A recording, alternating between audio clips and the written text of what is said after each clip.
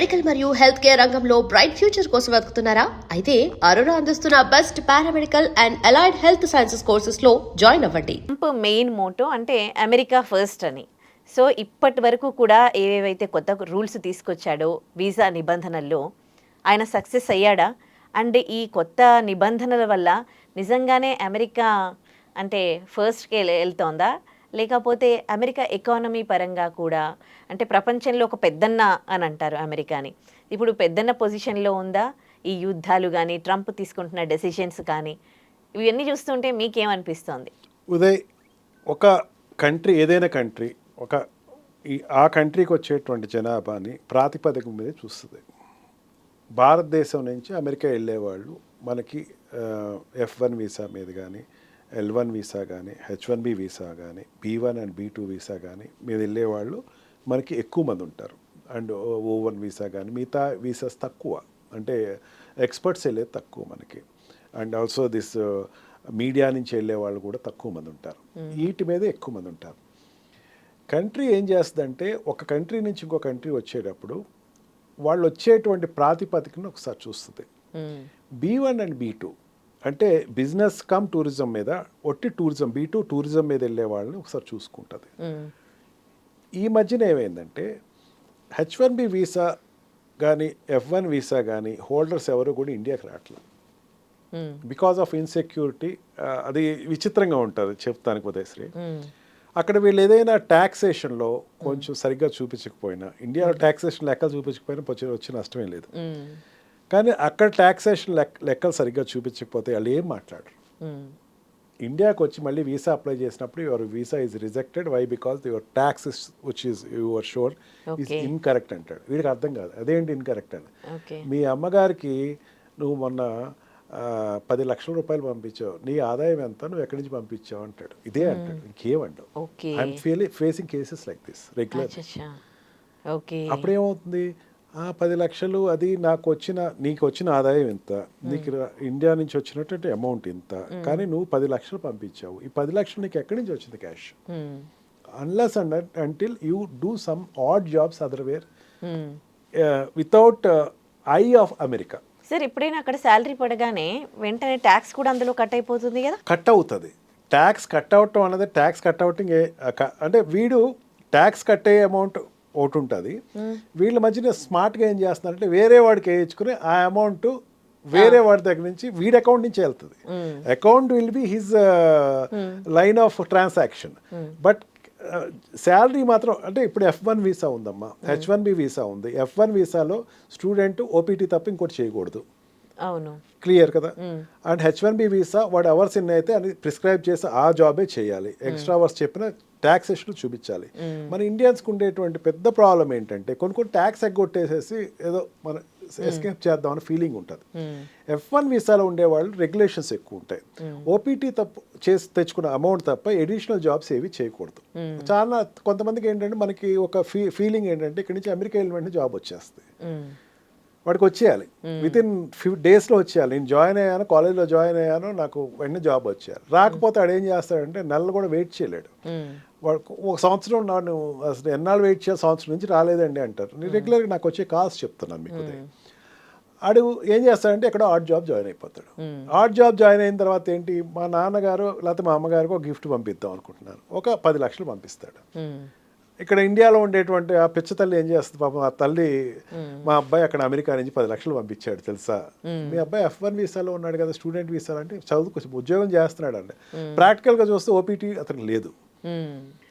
America ఏం మాట్లాడదు, అన్నీ చూస్తుంది, అబ్జర్వ్ చేస్తుంది, రికార్డ్ చేసుకుంటారు. వాడు మళ్ళీ ఇండియా వచ్చేస్తాడు. ఇండియా వచ్చేసి మళ్ళీ వీసా అప్లై చేసినప్పుడు ఈ 10 లక్షలు నువ్వు పంపించావు, దీని యొక్క అకౌంట్ చెప్పు ఉంటుంది. ఓకే. ఈ ట్రాన్సాక్షన్ చేసేటువంటి సిస్టంలో ఉన్నప్పుడు ఏమైందంటే అమెరికా నుంచి నేను చాలామందికి చెప్తున్నాను, మ్యారేజెస్ ఏమైనా ఉన్నాయి, ఫంక్షన్స్ ఏమైనా ఉన్నాయి, H1B వీసాలో ఉన్నాము, లేకపోతే ఇంకా పికప్ అయింది, లాటరీ పికప్ అయింది, నేను ఇంకా మారాలి, లేకపోతే F1 వీసాలో ఉన్నాను, నేను ఇంకా స్టెమ్లో ఉన్నాను కాబట్టి ఇంకా 1 year ఉంటుంది, నేను ఇండియా వద్దాం అనుకుంటున్నా అంటే I recommend don't come to India. Okay, ఇండియాకి రావద్దు దయచేసి. ఇండియాకి వస్తే మళ్ళీ వెళ్ళొద్దు. ఈ రిజెక్షన్స్ అనే దాంట్లలో ఎక్కువగా ఇదే చూస్తూ ఉన్నారా మీరు, వీళ్ళ ట్రాన్సాక్షన్స్ లో ట్యాక్స్ సరిగా కట్టకపోవడం? ఐఎమ్ టెలింగ్ ఈజీగా అర్థమయ్యేది చెప్తున్నాను, ఎందుకంటే వీఆర్ టాకింగ్ అబౌట్ ద $20,000 అనేది ఏదైతే చెప్తున్నారో దానికి రిలేటెడ్గా చెప్తాను. నేను చూసేది ఏంటంటే వాళ్ళు ఇది కాకుండా డ్రంక్ అండ్ డ్రైవ్ నడుపుతారమ్మా. వాళ్ళకి ఏంటంటే రెక్కలు వచ్చినాయని ఫీల్ అవుతారు, అండ్ ఏదో చిన్న ఆల్టర్కేషన్స్లో ఇన్వాల్వ్ అవుతారు. అండ్ మన వాట్సాప్ మెసేజెస్, ఫేస్బుక్, మెటా అన్నీ వెరిఫై చేస్తుంది ఇప్పుడు ఉన్నటువంటి పరిస్థితిలో. వాడికి ఏంటంటే చాలా ఆనందంగా ఉంది కదా, నెగిటివ్ న్యూసెస్ తీసుకుంటూ ఉంటాడు. అక్కడ ఉండేటువంటి డిస్టర్బెన్స్, మొన్న ఈ మధ్యన వైట్ హౌస్లో వాట్ వి కాల్ ఫైరింగ్ జరిగింది. ఇరాన్ అతను ఎవడో ఫైట్ చేశాడు, అది ఎక్కడి నుంచి వచ్చిందని ఎతికేయాలి వీడికి. ఎతికేస్తూ ఉన్న టైంలో వీడు ఏమవుతున్నాడు, వీడు చేస్తున్న పని అక్కడ ఉండేటువంటి కల్చర్, ఆ కంట్రీ కల్చర్కి ఇష్టం లేదన్న సంగతి మర్చిపోతాడు. వీడు వెంటనే ఆ దృష్టిలో పడిపోతాడు. లేకపోతే ఏదైనా మూమెంట్స్లో తిరుగుతాడు. మనం చూసాం కదా జంజీ మూమెంట్ లాగా, అక్కడ ఏదైనా మూమెంట్ జరిగితే వీడు ఫ్లాగ్ పట్టుకెళ్తాడు. వీళ్ళందరూ ఫొటోస్ క్యాప్చర్ అయిపోతాయి. ఏమీ మాట్లాడరు అసలు ఎప్పుడు కూడా. వాళ్ళు చేసేది ఏంటంటే దే డోంట్ రికార్డ్ చేసుకుని సిస్టమ్ని ఎప్పుడు ఆపరేట్ చేయాలో అప్పుడు ఆపరేట్ చేస్తారు. 2 సెక్టర్స్లో ఆపరేట్ చేస్తారు. ఒకవేళ వాడు చేసింది డైరెక్ట్గా దొరికిపోతే కనుక ట్రాన్సిట్ ఫ్లైట్ అని ఒకటి ఉంటుంది, అంటే మధ్యలో ఆగి వస్తాడు. ఆ మధ్యలో ఆగినప్పుడు అక్కడ డిపోర్టేషన్ ఇచ్చేస్తారు. సౌదీ అరేబియాలోనో లేకపోతే ఇంగ్లాండ్లోనో వాడు ఫ్లైట్ చేంజర్ అయితే ఎక్కడ ఉందో అక్కడ, జర్మనీలోనో, అక్కడికి బాబు your visa is rejected, deported అంటారు. ఏంటంటే క్వశ్చనర్లో కూర్చోమంటారు. కూర్చున్న తర్వాత నేను అడిగే డైరెక్ట్ క్వశ్చన్ ఏది, నువ్వు ఇది చేసావు కరెక్టేనా? అట్లా ఉంటుంది అక్కడ సిస్టమ్ అంతా. చాలా టైట్గా ఉంటుంది అమ్మ సిస్టమ్. ఇప్పుడు కాదు, ట్రంప్ వచ్చినప్పుడే కాదు, ఎప్పటి నుంచో ఆ సిస్టమ్ ఉంది. కాకపోతే ఏంటంటే ట్రంప్ ఏం చేశాడంటే ఈ కన్సల్టెన్స్లోనూ ఉండే వాళ్ళని అండ్ వీసా సిస్టమ్లో ఆపరేట్ చేసిన వాళ్ళని టైటప్ చేశాడు. ఓకే. ఇప్పుడు ఏమవుతుందంటే B1 B2 వీసా అంటే ఇక్కడి నుంచి వెళ్ళే వాళ్ళు, నేను చెప్పినా ఎవరు చెప్పినా సరే ఏమంటారంటే డోంట్ కమ్ టు ఇండియా. మరి మ్యారేజ్ మీరే అక్కడికి వెళ్ళి పెళ్లి చేసుకోండి, B2 వీసా అప్లై చేసుకోండి, మీరందరూ వెళ్ళొచ్చు, టూరిస్ట్ వీసా అప్లై, అక్కడికి వెళ్ళి పెళ్లి చేసుకోండి. ఇప్పుడు వెళ్ళే వాళ్ళు పెరిగారు. పెరగటం అంటే పెద్ద పెరగక్కలేదు ఉదయశ్రీ, చిన్న కంట్రీ, అది చిన్న పాపులేటెడ్ జోన్స్. ఒక 100 మంది రావాల్సిన దాంట్లో 1000 మంది వచ్చినా సరే ఎక్కువ మంది వచ్చినట్టు. ఇక్కడ ఏం చేశారంటే మన ఇండియా నుంచి వెళ్ళేటువంటి పాపులేషన్ ఎక్కువ ఉంది కాబట్టి దాన్ని డిస్కరేజ్ చేయకూడదు అని ఈ ప్రొటెక్టెడ్ లిస్ట్లో ఉండేటువంటి కంట్రీని ఇండియా తీసేశారు. మీరు 20,000 బాండ్స్ కట్టక్కర్లేదు అని, ఎందుకంటే మన వల్ల బిజినెస్ అక్కడ అవుతుంది. బిజినెస్ ఓరియంటెడ్ గా చూడండి. ఇప్పుడు ప్రొటెక్టెడ్ కంట్రీ అంటే కొంచెం డేంజరస్ గా ఉండే కంట్రీస్ ఏమున్నాయి, Philippines, Taiwan and African countries కొన్ని, ఈ నేపాల్, భూటాన్ వీటిపైన కూడా వేశాడు. ఎందుకంటే ఇక్కడ నుంచి అక్కడికి వెళ్తే వాళ్ళు వెనక్కి వెళ్ళరు. B1 B2 అంటే ఏంటి, బిజినెస్ వీసా మీద వచ్చి 6 నెలల నుండి వెళ్ళిపోయాడు. B2 వీసా కూడా టూరిస్ట్ వీసా వచ్చి వెనక్కి వెళ్ళిపోయేవాడు. అక్కడికి ఆ B1 B2 వీసాకి వచ్చి కంట్రీ పరిస్థితి చూస్తారు. అంటే ఇండియాకి మళ్ళీ వెనక్కి వెళ్ళిపోతాడా? Yes, India is in good healthy condition, మనం వెనక్కి వెళ్ళిపోతాడు. ఎందుకంటే ఇండియాలో ఆపర్చునిటీస్ బాగానే ఉన్నాయి, ఏదో టూరిస్ట్ కింద వచ్చాడు అనేది తెలిసిపోద్ది. ఎకనామికల్ సిస్టమ్స్ చూసుకుంటారు. దాంట్లో ఇండియా వెళ్ళిపోతాడు, వీడికి ఏం ప్రాబ్లం లేదు అని ఇండియాని ఎగ్జామ్ చేశాడు. ఫస్ట్ టైం ఎగ్జామ్టెడ్ అవటం. ఆ కంట్రీస్, నేపాల్ నుంచి వెళ్ళినోడు ఇంకా వెనక్కి రాడు. మనం చూస్తున్నాం కదా, గుర్కా వాళ్ళు వెనక్కి వెళ్ళరు, ఫ్యామిలీస్ వచ్చేస్తాయి. వాళ్ళు వచ్చే టూరిస్ట్ వీసాల మీదే వస్తారు. అఫ్కోర్స్ ట్రాన్సిట్ లేదు, ఆ కంట్రీకి మనకి ఈజీగా గో ఉంది. And some other countries also, Sri Lanka నుంచి కానీ, రోహింగ్యాస్ కానీ వాళ్ళు వచ్చి వెళ్ళరు ఇంకా. అట్లాగే అక్కడికి వెళ్ళిన వాళ్ళు ఎవరు వెళ్ళరు అంటే ఈ భూటాన్ నుంచి వచ్చిన వాళ్ళు, లేకపోతే బర్మాడ్స్, లేకపోతే శ్రీలంక నుంచి వెళ్ళరు. అందుకని ఆ కంట్రీస్ నుంచి పేద కంట్రీలు కాబట్టి అక్కడికి వెళ్ళి సెటిల్ అయిపోతారు, వీళ్ళు ఇంకా రారు. అందుకని వాళ్ళకి మీరు గ్యారంటీ బాండ్స్ ఒక $20,000 ఇవ్వండి, 6 నెలల్లో ఇవ్వకపోతే మేము 20,000 తీసేసుకుంటాం, ఎతికి పట్టి పంపించేస్తారు అండి, అన్నీ వదలరు. దానికి $20,000 వాడు అక్కడ పే చేయాలి. ఓకే. అంతేకాకుండా దీంట్లో ఫీఫా అథ్లెట్స్లకి కూడా మినహాయించండు. ఫీఫా వరల్డ్ కప్ ట్రైనింగ్, కోచింగ్కి వెళ్తారమ్మా. కోచింగ్కి వెళ్ళినప్పుడు ప్రెస్టేజ్ వాళ్ళకే కదా. అథ్లెట్స్ కొంతమంది అక్కడికి వెళ్ళిపోతారు, వెళ్ళిపోయి అక్కడ కంట్రీ రిప్రజెంట్ చేస్తారు. ఫీఫా అథ్లెట్స్లో కానీ అండ్ ఫుట్బాల్ ప్లేయర్స్ కానీ కోచింగ్స్ అక్కడే జరుగుతాయి, ఎందుకంటే గ్రౌండ్స్ అక్కడ ఉన్నాయి. బట్ ఇట్ ఈస్ లైక్ ఒక మోడ్ ఆఫ్ యునెస్కోలో వాళ్ళకి ఇచ్చిన ఏంటంటే వాళ్ళకి ఒక మోడ్ ఆఫ్ స్పోర్ట్స్కి ఇచ్చినటువంటి ఒక exchange of culture and also sports. Okay. ఇంకో కొత్త రూల్ ఏంటి అంటే ఓపీటీ మీద ఉన్న వాళ్ళకి, అంటే జాబ్ చేయడానికి 60 days టైం ఉండే, ఇప్పుడు 30 daysకి వచ్చేసింది. అది ఇప్పుడు మన వాళ్ళు వెళ్తారే జాబ్ చేయడానికి అక్కడ, ఎందుకంటే అక్కడే సెటిల్ అవ్వాలని, ఎవరైతే చదువుకోవడానికి వెళ్ళి అక్కడ జాబ్ చేయాలి, అక్కడే సెటిల్ అవ్వాలి, డాలర్స్లో సంపాదించాలి అని. అలాంటిది జస్ట్ ఆ టైమ్ ఆఫ్ పీరియడ్ ఎప్పుడైతే ఎడ్యుకేషన్ అయిపోయినాక జస్ట్ 30 డేసే టైం పెట్టారు. ఇప్పటికే ఇండియా నుంచి వెళ్ళే వాళ్ళు చాలా తగ్గిపోయారు. ఇప్పుడు ఈ రూల్తో ఇంకా 60 డేస్ దాని ఇంకా రూల్ పాస్ అవ్వలేదమ్మా. It is in streamline లో 30 డేస్ ప్రోగ్రామ్ ఏదైతే వాళ్ళు అంటే జాబ్ రాకపోతే అంటే వీడు ఏమవుతాడంటే ఓపీటీ ప్రోగ్రామ్స్ తెచ్చుకోవాలి. కాలేజ్లో ఉన్ననాళ్ళు వాళ్ళు ఓపీటీ అప్లై ఇది పాస్ అవ్వలేదు అనుకుందాం, he is treated as a non productive person to that country. Yeah you told me last time too. అని పంపేస్తారు. అది 60 డేస్ వెయిట్ చేశారు. నువ్వు తెచ్చుకుంటే ఓపీటీ 60 డేస్లో తెచ్చుకో, లేదంటే కనుక 30 డేస్లో. దానిని 30 డేస్ చేశారు. ఇప్పుడు అక్కడ జాబ్ మార్కెటే బాగాలేదుగా. మార్కెట్ బాగోలేదని ఎవరు చెప్పారు? అంటే ఇండియన్స్ కి జాబ్స్ దొరకట్లేదు. ఎంతో మంది జాబ్స్ పోయిన వాళ్ళతో నాకు తెలిసిన వాళ్ళు ఎంతో మందికి జాబ్స్ పోయినాయి. నో, అక్కడ పరిస్థితి బాగోకపోవటం అంటే ఒకటి ఏంటంటే వరల్డ్ అంతా కూడా వచ్చింది. ఎప్పుడు ప్రతి 20 ఇయర్స్కి ఒకసారి కంప్యూటర్లో ఏంటంటే సిస్టమ్స్ మారినప్పుడు ఒక రకమైన చేంజ్ వస్తుంది. గూగుల్ వాడు షూట్అవుట్ చేశాడు, జాబ్స్ షూట్అవుట్ చేశాడు. మీరు అడుగుతుంది అదే, గూగుల్ వాడు షూట్అవుట్ చేశాడు, పెద్ద పెద్ద కంపెనీస్ షూట్అవుట్ చేశారు కదా. అది ఏమవుతుందంటే ప్రతి చేంజ్ అంటే క్యాటర్ పిల్లర్ గోస్ టు బటర్ఫ్లై అన్నప్పుడు ఒక చేంజ్ వస్తామా. ఆ చేంజ్లో ఏమవుతుందంటే కొన్ని జాబ్స్ తీసేస్తారు, టెక్నికల్ క్వాలిఫికేషన్ లేని వాళ్ళు తీసేస్తారు. అండ్ ఆల్సో ఏమవుతుందంటే కంపెనీ సిస్టమ్ చాలామంది తెలియదు. కంపెనీలో ఏంటంటే షేర్ మార్కెట్ పెరిగేటప్పుడు ఏంటంటే burden some of the company move అని ఉంటుంది. అంటే ఏంటంటే దీనిలో అక్కలేని వాళ్ళని ఎక్కువ మంది తీసుకున్నారు, షేర్ మార్కెట్ పడుతుంది. వాళ్ళు కాన్ఫిడెన్స్ ఇవ్వాలంటే వాళ్ళు బిజినెస్ అనాలిసిస్ట్లు ఏం చేస్తారంటే మేము కొంతమంది ఎంప్లాయీస్ తీసేస్తున్నాం అనేసరికి షేర్ మార్కెట్ పెరుగుతుంది.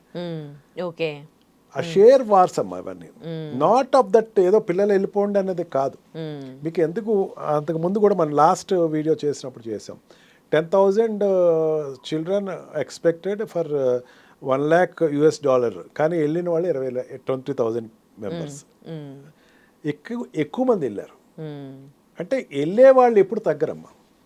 There is no other country other than Canada and America where this much of jobs are available for IT sectors. Okay, ఇంకెక్కడా లేదు, ఇంగ్లాండ్లో లేవు అని జాబ్స్. కానీ ఇప్పుడు మీరు చూడండి, మనకి వీసాల కోసం వెళ్తే ఇంతకు ముందు అంటే నానక్రామ్గూడలో కానీ ఇక్కడ ఈ హైదరాబాద్లో ఈ బ్రాంచెస్ దగ్గర అసలు ఇట్లా క్యూ లైన్ ఉండేది వీసాల కోసము.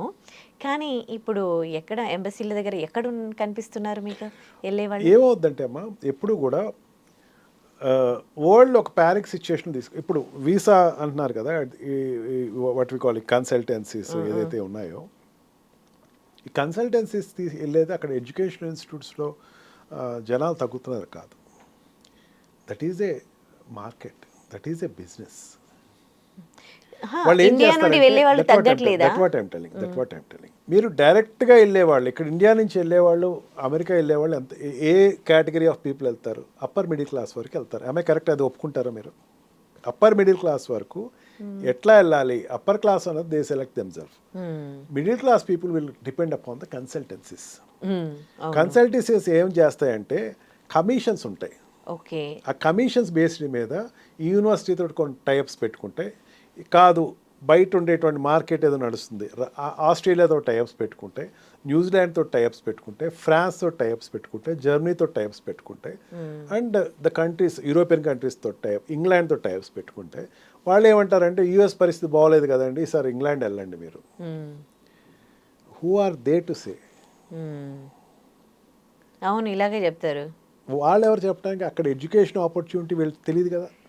ఓకే, కన్సల్టేషన్ వాళ్ళకి ఏంటంటే ఆ కంట్రీస్ తోటి అగ్రిమెంట్స్ ఎప్పుడైతే ర్యాపప్ అయినాయో దానిని స్టూడెంట్స్ మీద ఇంపాక్ట్ చూపిస్తారు. ఓకే, అంతే తప్ప వెళ్ళడం ఏం తగ్గలేదు. Top 10 universities in the world 7 are there in US అమ్మా. ఓకే, చదువుకోవాల్సిన వాడు ఎవరు ఎక్కడికి వెళ్తారు చెప్పండి? 6 యూనివర్సిటీస్ అక్కడే ఉన్నాయి. టాప్ 6 వాళ్ళు ఏం గ్రేడింగ్ పడలేదే. 6 కంట్రీస్ అమెరికాలోనే ఉన్నాయి. ఎందుకు అమెరికాలో మెయింటైన్ అవుతున్నాయి? ఇప్పటికీ ఆ 6 యూనివర్సిటీలో చేస్తేనే, టాప్ 6 యూనివర్సిటీస్ ఏదైతే ఉన్నాయో ఆ 6 యూనివర్సిటీస్లో చేస్తే జాబ్స్ వస్తున్నాయి. అది యూనివర్సిటీ రేటింగ్ పడాలి కదా. ఎడ్యుకేషన్ సిస్టమ్ని ఒకసారి చూద్దాం. అది యూనివర్సిటీలో ప్లేస్మెంట్ పోయిందంటే అది యూనివర్సిటీ పడిపోద్ది కిందకి. అవును. పడలా. ఓకే. ఓన్లీ ఈ అగ్రిమెంట్స్ కన్సల్టెంట్స్ అన్నది అసలు you must not take as a parameter. Nanakram కూడా ఏది కన్సల్టెంట్స్ ఉంటారు, వాళ్ళ బిజినెస్ వాళ్ళు చేసుకుంటారు. ఐఎమ్ నాట్ ఎవరిని తప్పట్లేదు, but still America there is a hope. అయితే F1 visa time of period కూడా 4 ఇయర్స్కి కుదించారుగా ఇప్పుడు మరి. F1 వీసాలో ఏమవుతుందంటే మనం ప్రీవియస్ ఒకసారి చెప్పుకున్నాం, stem and non stem people వాళ్ళకి పీరియడ్ ఎప్పుడు అవుతుంది వాళ్ళకి జాబ్కి? 2 ఇయర్స్ ఎడ్యుకేషన్ తర్వాత 3 ఇయర్స్. 3 ఇయర్స్ తర్వాత 2 years, 6 years, 5 years. 3 years education, 2 years, 5 years. 5 years దాన్ని 4 ఇయర్స్ చేశాడు. అవును. మీరు ఏది చూసినా సరే take it as granted that వాడు ఒక పాలసీ చెప్పడం వేరు, బిల్లు రావటం వేరు. మన ప్రీవియస్ మనమే ఇంటర్వ్యూ చేస్తాం $1 lakh గురించి. పర్వట్ అయ్యాం, మనం కూడా భయపడ్డాం $1 lakh ఎట్లా. Now $1 lakh is not there in అవును, కోర్టులు ఒప్పుకోలేదు. సేమ్ థింగ్ ఇది కూడా అంతే. ఇది కూడా అట్లా జరుగుతుంది, రాసుకోండి కాస్త. ఓకే. బికాస్ స్టూడెంట్స్ ఎట్లా ఉండాలి అనేది గవర్నమెంట్ నిర్దేశించట్లేదు. స్టూడెంట్ ఎట్లా ఉండాలి కాకుండా వాడు ఏం చేస్తాడంటే, గవర్నమెంట్ ఎప్పుడు ఏం చేస్తాడంటే సెక్యూరిటీ సిస్టమ్ పట్టుకుంటారు. వాళ్ళ దగ్గర ఒక సెక్యూరిటీ సిస్టమ్ ఉంటుంది, alien protecting security system, aliens చూసే సిస్టమ్. మనల్ని ఎలియన్స్ అనే పిలుస్తారు, పరాన్న జీవులు అని పిలుస్తారు మనల్ని తెలుగులో చెప్పాలంటే. ఇంకా ఇతర గ్రహాల నుంచి వచ్చారని చెప్పారు. వాడు చాలా బ్యూటిఫుల్గా చెప్తారు, యువర్ ఎలియన్ అంటాడు. Your Indian and, your America, your non American and, your alien అంటాడు. వీళ్ళని చూసేటప్పుడు ఏంటంటే డెఫినెట్గా ఆ కంట్రీస్ వాడికి ఇచ్చినటువంటి కేటగిరీ ప్రకారం ఒక ప్రపోజల్ తీసుకొస్తారు. But government had her own constitutional limits. Student నిర్దేశించాల్సింది యూనివర్సిటీస్, గవర్నమెంట్ కాదు. సెక్యూరిటీ రీజన్స్ తోటి మాకు ఇంత కావదు, ఈవెన్ $1 lakh కూడా అదే పెట్టింది. సెక్యూరిటీ మాకు ఇదిగా ఉంది, అందుకని $1 lakh చేయండి. దాన్ని ఒప్పుకోలేదు ఫెడరల్ స్టేట్. అంటే ఇండియా ఒక డిసిషన్ తీసుకుంది అనుకోండి, మోడీ గారు ఒక డిసిషన్ తీసుకోవాలి. అక్కడ అట్లా ఉండదు, ఫెడరల్ స్టేట్స్ డిసైడ్ చేయాలి. స్టేట్స్ డిసైడ్ చేయకుండా ఏ డిసిషన్ తీసుకున్నా దట్ విల్. మీరు అంతకుముందు బర్త్ సిటిజన్షిప్ తీసేశాడు. చాలా మనం ఐ డ్రీమ్లో అయితే చాలా వీడియోస్ చేసాం. అన్ని ఫెడరల్ స్టేట్స్ కోర్ట్స్ వ్యతిరేకించినాయి. ఈరోజు బర్త్ సిటిజన్షిప్ కంటిన్యూ అవుతుంది. $100 తీసేశాడు, $1 lakh తీసేసాడు, ఇంప్లిమెంట్ చేశాడు, అది పోయింది. అంటే ఇవన్నీ కూడా ఒక పాలసీ తీసుకొస్తాయమ్మా. ఆ పాలసీ ఇంప్లిమెంట్ అవుతుందా లేదా అన్నది, ఒకవేళ ఫోర్స్ఫుల్గా ఆర్డినెన్స్, ఇండియాలో అయితే ఆర్డినెన్స్ అంటే అక్కడ పాలసీ, అది ఇంప్లిమెంట్ అయ్యే టైంకి again the legal battle will happen. After the legal battle comes, అయిపోయిన తర్వాత దాన్ని we have to take it as ఇట్లా అయిందా అనుకోవాలి తప్ప ముందు జరిగే పాలసీస్ ఏది కూడా కార్యరూపంలో అవసరం. Okay, one more final question sir. అక్కడ ఓపీటీలో ఉండి జాబ్స్ అంటే ఇల్లీగల్గా జాబ్స్ చేస్తున్న వాళ్ళు, మనీ ట్రాన్స్ఫర్ చేస్తూ ఉన్నవాళ్ళు ఇండియాకి, సో వాళ్ళు ఈ ట్రాన్స్ఫర్ చేయడంలో ఎట్లాంటి జాగ్రత్తలు తీసుకోవాలి ఈ ట్రాన్సాక్షన్స్లో? దయచేసి అది వద్దు అని చెప్తానమ్మా నేనైతే. బికాజ్ నేను ఇందాక చెప్పినట్టు జాబ్స్, ఓపీటీ జాబ్స్ ఉన్నాయి, లేకపోవటం కాదు. అంటే నేను ఎందుకు అంటున్నానంటే, మీరు సెలెక్ట్ చేసుకునే యూనివర్సిటీస్ చూసుకోండి ఒకసారి. మీరు ఇక్కడ మన హైదరాబాదే తీసుకుందాం. హైదరాబాద్లో what is the best university అంటే ఏం చెప్తాం? ICFI ఉంది, లేకపోతే మన ఉస్మానియా ఉంది అని చెప్తాం. మీరు ఏదో ఎప్పుడు వినటువంటి ఒక యూనివర్సిటీ పేరు చెప్పి ఆ యూనివర్సిటీలో నేను సీట్ తెచ్చుకున్నానంటే విల్ యూ అప్రిషియేట్ ఇట్? చేయలేం కదా.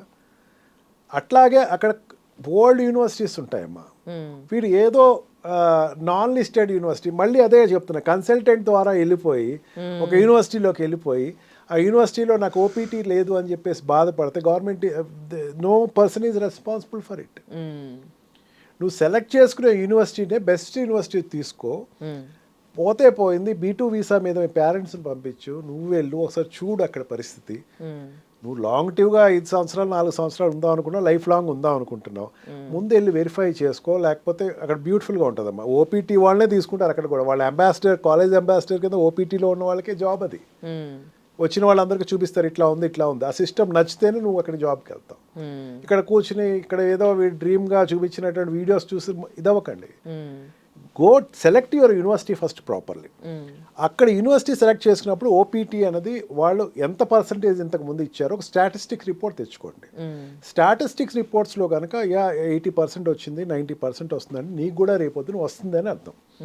ఓపీటీ వచ్చినది లేదు నువ్వు వెరిఫై చేసుకోకుండా అక్కడికి వెళ్ళిపోయి ఓపీటీ మా యూనివర్సిటీలో లేదు, అది ఒకటి సెక్టర్ అమ్మా. కొంతమంది ఏంటంటే ఈ రోజు వెళ్ళాను రేపొద్దున ఓపీటీ వచ్చేయాలి, కాదు, యు ఆర్ ఇన్ క్యూ. నేను రిపీటెడ్గా చెప్తున్నాను, మన ఐడ్రీమ్ ద్వారా అక్కడ ఉండేటువంటి స్టూడెంట్స్కి అండ్ పేరెంట్స్కి చెప్తున్నాను, మనకి పిహెచ్డి చేసేటప్పుడు ఈ మెంటర్ కింద ఒక లెక్చరర్ దగ్గర లేకపోతే ప్రొఫెసర్ దగ్గర ఈ పిహెచ్డి స్టూడెంట్ ఉంటాడు, లేకపోతే అదే ప్రొఫెసర్ దగ్గర ఉంటాడు. ఆ ప్రొఫెసర్ యొక్క ఎవ్రీ వాక్ ఆఫ్ లైఫ్లో తిరుగుతూ ఉంటాడు. అదే రకంగా మీరు అమెరికాలో తిరగండి, ప్రొఫెసర్స్ తోటి సత్సంబంధాలు పెట్టుకోండి, హ్యాపీగా యూనివర్సిటీలోనే ఉండండి, మెయిన్ బయటికి వెళ్ళకండి. యూనివర్సిటీ క్యాంపస్లో ఉంటే ఓపీటీ ఖచ్చితంగా వస్తాం. రైట్, నేను వెరిఫై చేశాను, I have asked several people, దాంట్లో ఉన్న వాళ్ళకి వచ్చింది. బయటికి వెళ్ళిపోతారు, బయటికి వెళ్ళి ఓపీటీ లేదు నాకేమీ లేదు బయట జాబ్స్ చేస్తున్నాను బయట ఆర్ట్స్ చేస్తున్నాను, country will not accept you. Okay, and ఆ అమౌంట్ ఇండియాకి పంపించడానికి నీకు వల్ల కాదు, కొనేసుకోక వస్తే అక్కడ అమౌంట్ ఏదైనా స్పెండ్ చేసేసి. Right, don't try to send to India. మళ్ళీ ఇండియాకి వచ్చినప్పుడు మళ్ళీ నువ్వు వెళ్ళలేవు అక్కడికి. ఓకే, ఎప్పటికైనా సరే అది ఒక డాగ్మా కింద ఉంటుంది, రేపొద్దు నీ జాబ్ వచ్చేటప్పుడు అది చూపిస్తాడు.